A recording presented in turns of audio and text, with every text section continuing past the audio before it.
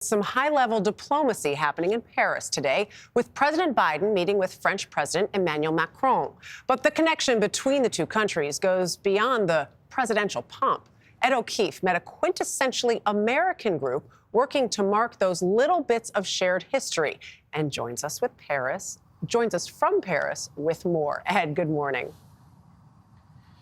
Dana, great to see you. And, nearly ran into Michelle here this past week. As you mentioned, the American and French presidents meeting again this morning, continuing a bond that dates back to before the American Revolution. And we got a reminder of that deep history between the United States and France this week on a special walking tour of Paris. All along the streets of Paris, French history is baked into the balconies and boulevards. But if you know where to look, you may also find some Americana.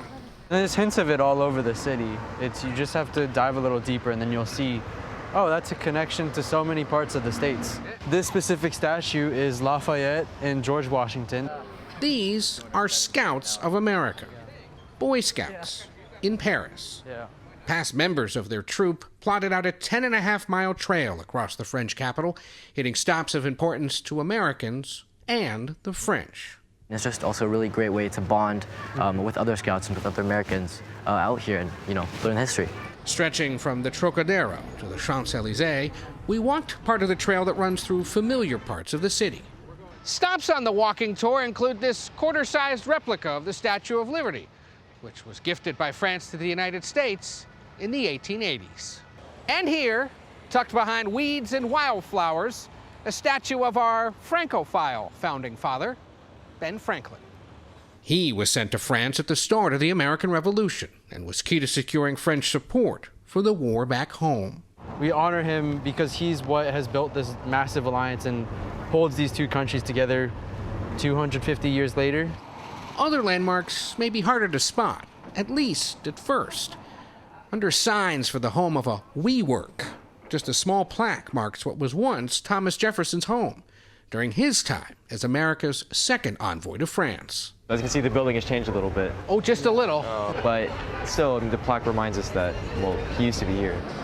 Despite the physical change, the diplomatic foundation established by Franklin and Jefferson endures today. And these scouts could be part of that future. They're quite proud to attend the same Parisian high school that Secretary of State Antony Blinken attended when his family moved to the city. So we have any future diplomats or secretaries of state here? What do we think? Well, I guess we'll see. We're still in our scouting journey right now before heading Get to college first. Yeah. Whether they make a career of it or not, their troop leader at least hopes they earn a greater appreciation for the shared history she taught her own, now grown son when he was in Scouts. We just had Mother's Day in France, and he wrote, "Mom, you gave me just the right amount of Americanism." And I thought that was sweet because I thought, oh, good, my son at least can say he's a bit of an American, even if he never actually lived in America. A cultural connection as we walk a path together as allies.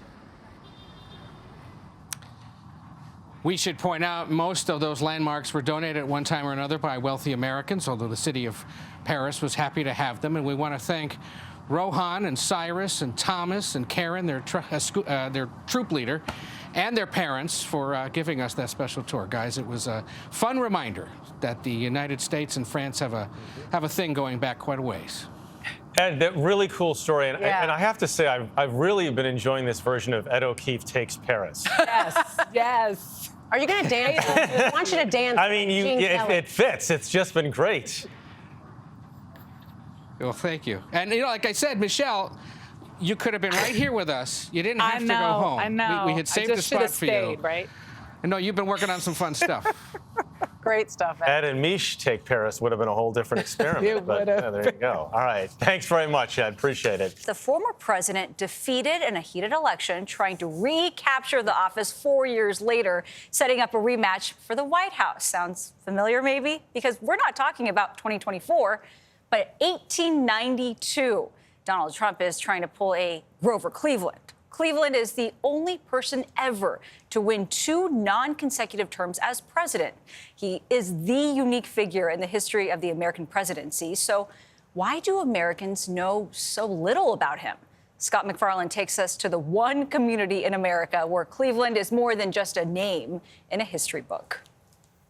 You're looking at one of America's most humble historic sites, the birthplace of one of just 14 men to ever serve 8 years as U.S. president. And yes, it's across the street from a gas station and a donut shop. This house in Caldwell, New Jersey, about 20 miles outside of New York, is where Grover Cleveland was born, near the Presbyterian church where his dad was pastor. Sharon Farrell has been the tour guide here since 1980. This was the family parlor. This is where all of the activity took place. Cleveland was America's 22nd president, and its 24th president, too. The only president to ever win a rematch after losing the White House. Nationwide, there is little to mark this unique presidency, other than a rest area off the New Jersey Turnpike. Caldwell also has the Grover Cleveland Apartments and Grover Cleveland Park, Middle School, and even this parking spot. But Cleveland is beloved here in Caldwell, including by Carlos Pomares, who says 130 years later, Cleveland was his inspiration to run for the local county commission. Sure did. How could you not be inspired? The guy had this meteoric rise in a matter of 4 years based on just being a hard worker, honest, brutally honest at times, and being one who just stuck to his beliefs. You think he was principled? Absolutely. Let's see what you got. Why don't you pull the first one out? Pomares' home is filled with Cleveland historic pieces. Ribbons, busts, and that is a Grover Cleveland brandy bottle. It's got the cork in it still. But outside of Caldwell, this unparalleled president is relatively unknown. Grover Cleveland is one of the strangest stories in terms of somebody getting to the White House. I always think the most interesting place to start with Cleveland is in the middle of his life. Troy Seneck is author of A Man of Iron, a life story of Cleveland. If you go to the year 1881, that's the year he turns 44, and you found Grover Cleveland, you would find a boring, balding, unmarried, workaday lawyer in Buffalo living in a little apartment above his law practice. The only reason that any of this is interesting is I'm describing to you somebody who's 3 years away from becoming the President of the United States. Cleveland, the fifth of 9 children in a middle-class family, parlayed a law career in New York into becoming mayor of Buffalo and briefly governor of New York. Viewed as principled and ethical, Cleveland was drafted by Democratic Party bosses to run for president amid an era of corruption, patronage, and unethical power brokers. He won, making history, but not headlines. If you're looking at the late 19th century, if you're looking at the Gilded Age, the debates are about tariffs. They're about silver in the money supply. They're about pensions for union veterans. We don't know how to think about any of these things. That's not exciting stuff. It's not exciting stuff. He began as a rare bachelor president. His White House wedding to a friend's daughter, 27 years younger than him, was a spectacle. They were married in the Blue Room of the White House. John Philip Sousa led the band. And big event. Yeah, it was ships' bells went off, whistles went off, church bells were chiming. Cleveland lost his re-election race to Indiana Republican Benjamin Harrison in 1888, despite winning the popular vote. And he was initially content with retirement. He was somewhat relieved. He felt that he had done a decent job in his first term.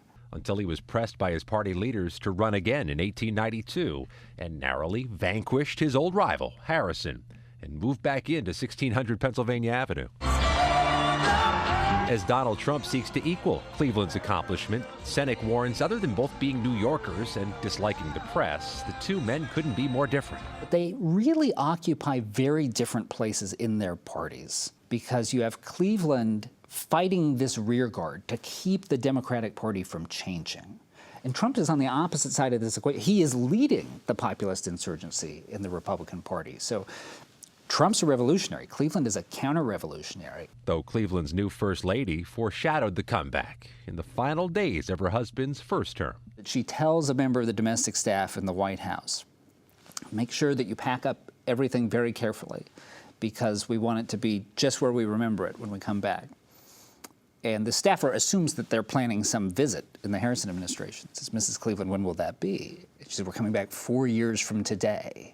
Cleveland's second victory came just weeks before the start of an economic panic and crisis. It crippled the nation and consumed Cleveland's second term. It was the worst thing the country had seen up to that time. In his first year? In his first year back. So he has this window of good luck that is just small enough to get him back to the presidency, and it does not stay with him during his second term. Pomerantz says Cleveland may not have made a dent in the history books, but he made Washington a more honest place. Why does nobody else talk about him? Because he wasn't flashy. he wasn't a about me kind of guy. We'll find out in November if Grover Cleveland's unique historic accomplishment is matched. But until then, and perhaps after, he will remain an obscure former president whose historic site is humbly next to a gas station and donut shop. For CBS Saturday Morning, Scott McFarland, Caldwell, New Jersey. I love the Grove. Mostly because he served as mayor of Buffalo. But we were talking about some other really interesting facts. He's the first Democrat elected president after the Civil War. Sure. He won the Electoral College 3 times, not just twice, but won the popular vote, I should say, 3 times, but lost one of those because he lost the Electoral College. Just an interesting guy. Fascinating history. You know what I know? What? That Exxon gas station. I ran out of gas nearby. Did you really? They were really Did you kind. stop? Did you go to the Dunkin' afterward? Did you stop at the I've been Dunkin'? at Dunkin', of course. Okay, well, next time you gotta also... It's a twofer. You know, pay some honor to the Cleve. This week at the nation's capital, a long overdue Congressional Gold Medal will be presented to dozens of women well into their 80s, 90s, some even a century old. The award is going to the surviving workers of World War II. There were some 6 million women in all who performed an exceptional service and earned a nickname that's lasted generations. And we did it as fast as we could, but I imagine it took, I'm sure, half a day to do a whole side. At the age of 99, Susan King still wields a rivet gun like she did building warplanes at Baltimore's Eastern Aircraft Factory.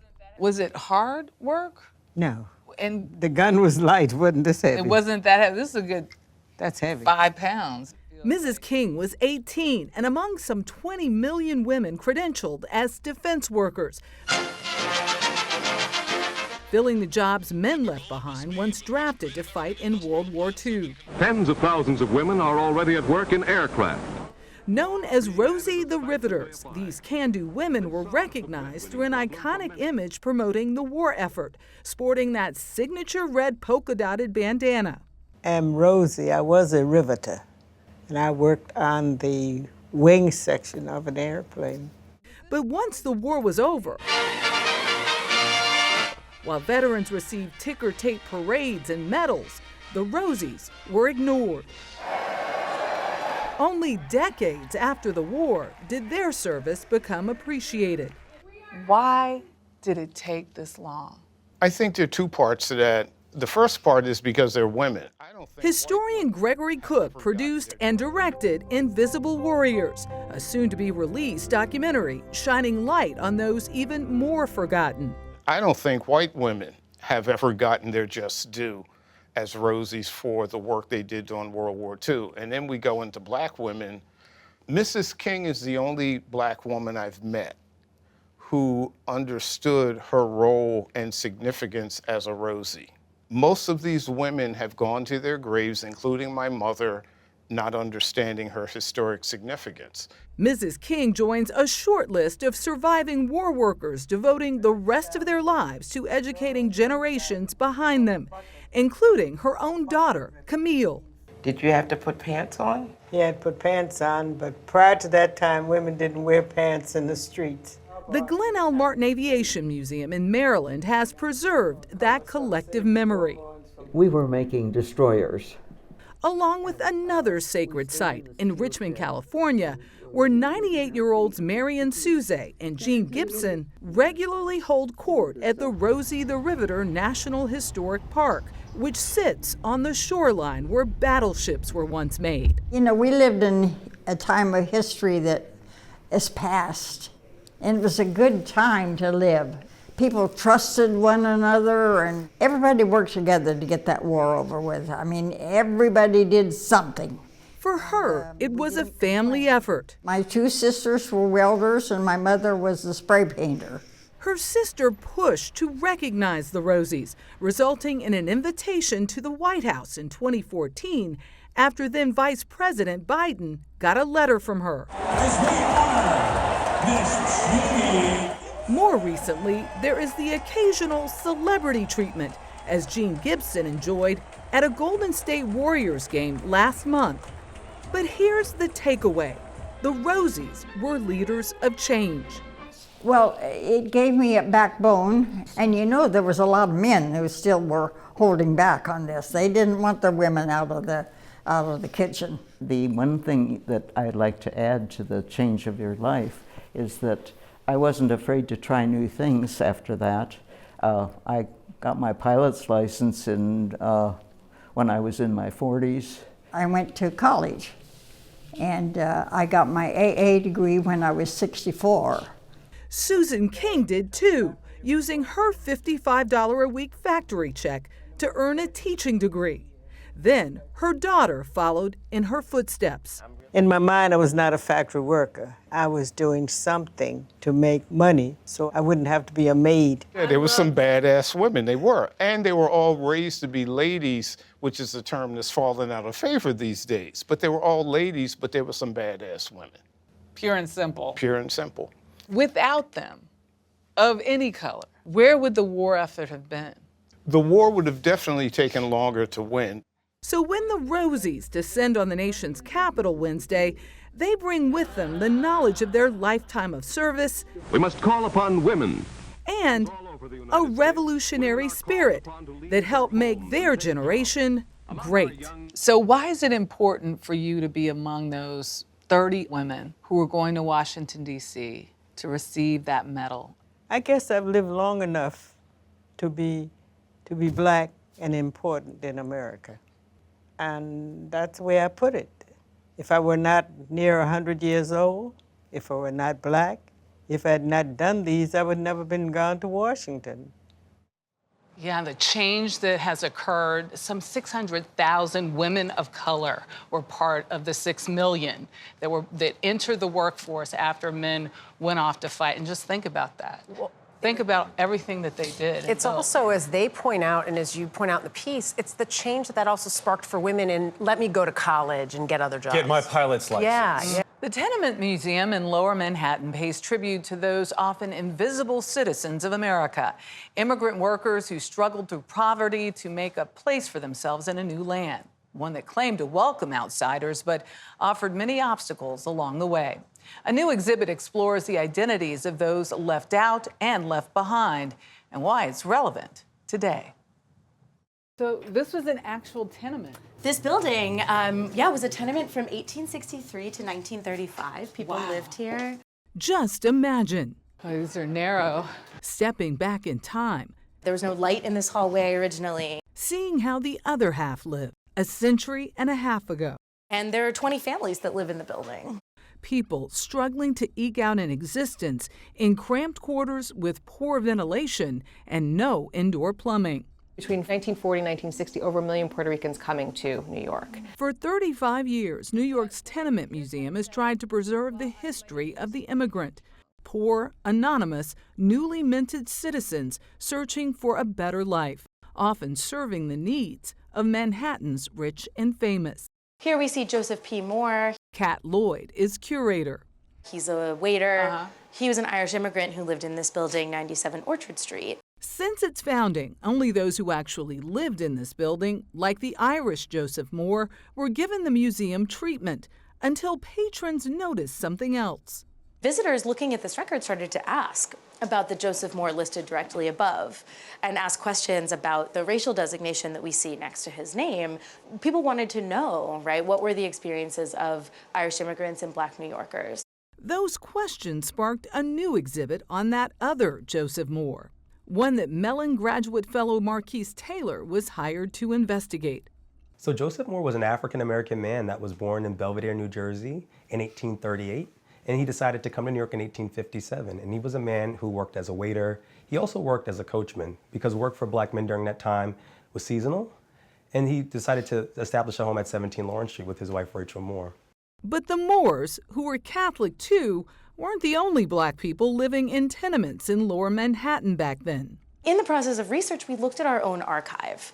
And that's when we found the letter from Jean Emanuel. Jean Emanuel wrote that letter as a concerned citizen in 1988, the year the museum opened. She talked about her family's history, that her family had lived in Lower Manhattan, that they had worked on the South Street Seaport.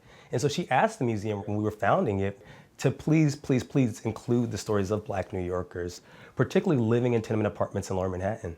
3 decades later, there are mementos from Manuel's family. These are all objects that belong to her great-grandmother, Parthenia Lawrence, who was a Black New Yorker, lived in tenements in the 1860s. These are tiny little books. Items that conjure the personal lives of those who once possessed them. Maybe most important is this object in the center here, this book of Abraham Lincoln's speeches. And to think about a book of Abraham Lincoln's speeches being read in a tenement home, that's so different than how we tend to learn about the Civil War. We wanted to know what were the conversations among free Black New Yorkers in the 1860s as these changes in the nation were taking place. It turns out that Gina Manuel's ancestors and the Moores were actually neighbors. Front building and back building of the same exact address in 1870. And so almost certainly they knew each other, would have seen each other in the courtyard, and that really inspired us to dig into this neighborhood further. It led them to Moore's long-lost relative.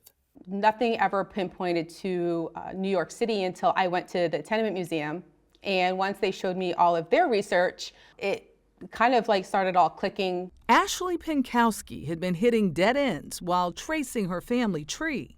This was not passed down to our family. This is all things that I really had to find out on my own. She suspects work was the primary motive for the move to the Big Apple. Taylor says clues suggest another motive. We had discovered a newspaper article that talked about a Black man who had lived in New Jersey, the same community as Joseph Moore. This is at the same time that the fugitive slave law had been in effect, which basically incentivized, right, an entire market of recapturing people and bringing them further back south. Joseph Moore holds an even deeper connection for Taylor. I actually went to high school just 2 blocks north of 17 Lawrence Street. When I was in high school, I actually went to the Tenement Museum and I took a tour, and I actually thought that African American history didn't have a place in the Lower Manhattan. The place the Moores called home has been recreated inside the museum. An article mentioned that he had a portrait of Abraham Lincoln on his wall. And so we have a portrait of Abraham Lincoln on the mantle.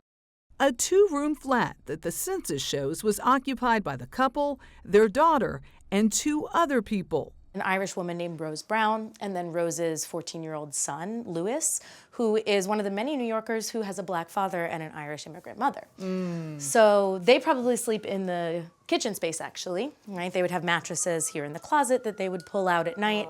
Oftentimes you have in 19th century New York City African Americans and Irish people living alongside one another. Both groups were sort of deemed undesirable to people who were often leasing and renting properties. You have to understand that they are also competing usually for jobs, for housing, so that creates some sort of tension as well. Tension that by 1863 led to the violence and terror of the Civil War draft riots. 25% of the Black population fled Lower Manhattan to other parts of the city.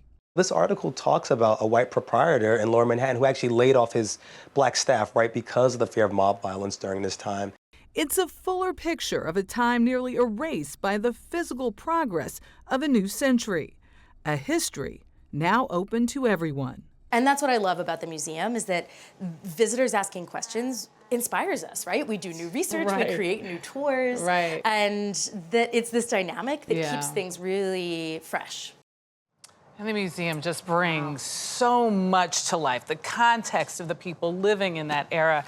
I tell you, it really gives you a sense of how we all got together and sometimes didn't. So many stories, and that letter of asking, please don't forget them. I thought that was really... And I like that they keep learning, too, when visitors ask them questions. It leads them to learn more. Certainly does. Yeah, fascinating story. Thank you, Michelle. Chile's Atacama Desert can transport you back in time to a more stark, pristine version of the planet. These barren landscapes represent one of the most arid places on Earth. Closer to the Pacific, the desert city of Arica also has ancient stories to tell. Many years ago, they were going to build a hotel, and they came across ancient mummies. So they came across mummies here at this right site? Here. So instead, they built a museum to the Chinchorro people. the ancient culture that mummified their dead 5,000 years ago, 2,000 years before the Egyptians, says Bernardo Arriaza, professor at the University of Tarapacá. You can see different individuals that were buried, adult, children, male, females, and some of them were wrapped in reed blankets. The reeds came from the little vegetation the Chinchorro could find in the desert, green strips where water flowed to the sea. But that precious resource came with a heavy cost. Some of the local sources have a lot of arsenic, and the arsenic in the water, you don't see it, you don't taste it, so you may get intoxicated. The poisoning led to deaths, especially among children. So this was an attempt to hold on to those that they were losing because of the water poisoning. I think there is some emotional attachment, because when you have baby and that baby will die and you have another baby in sorrow, you feel sad. So probably the parents start to paint it, ornament the dead. They likely got the idea from watching bodies naturally mummify in these dry conditions. But at another institution, the Miguel de Azapa Archaeological Museum, you can see how the Chinchorro turned it into an art form, placing clay masks over the faces, adding human hair, and using pigments to add color. The ones here are in climate-controlled exhibits. The ones still hidden out here, due to shallow burials, are at risk. When the mummies are exposed, the degradation will begin because of the weather conditions. You make a road or you are making a building, sometimes these mummies will come up. He took us to one of their earliest known settlements, where clues are found in the hills. You can read it like a book. All these layers tell you what? Like the pages of the book saying that at one moment they were collecting a lot of shellfish. Okay. And then you see the black layers, that means they were cooking those things. A large modern sculpture of a Chinchorro mummy now marks the spot, a sign of growing interest in the artifacts. In 2021, UNESCO designated the Chinchorro culture and mummies as a World Heritage Site. But that may not save them. And for example, human-induced climate change is one aspect that we're really worried about, because it'll change a number of different aspects that are forming the desert today. Claudio Latorre, a paleoecologist with the Catholic University of Chile, says the potential impacts are still being studied. We had an increase in sea surface temperatures, for example, across the coast of northern Chile. That would increase atmospheric humidity, and that in turn would not only generate decomposition where places where you don't have decomposition today, and you could lose the mummies. Arriaza, for one, is working to raise awareness about the mummies in the hopes of preserving even more. It's a big challenge, because you have resources, the community, it's everybody's effort, to a common goal, to preserve the site, to preserve the mummies. To ensure what survived the test of time can remain a window to the past. For CBS Saturday Morning, Manuel Bojorquez, Arica, Chile. Always so fascinated by some of the things that we're able to find and learn about the past and learn about a people just because of how they have left others behind. I found the landscape there so interesting, as Manny said. I mean, it does feel like a trip back in time, this stark, pristine landscape he talks about. I especially love how they preserved it and included the actual site as part of the exhibit in the museum.